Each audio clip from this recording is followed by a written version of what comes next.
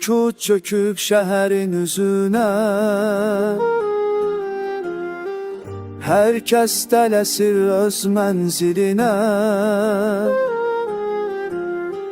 Mən isə dalmışam xatirələrə, baxıram göylərin qəm rənginə. Amma harda olsam, nə düşünsəm də, gəlirəm yenə o tanış mənzərəyə.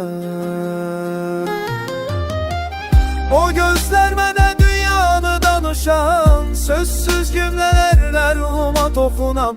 Bəzən dəniz kimi sakit bədənim, bəzən fırım. O gözlərdən idir anımın adım.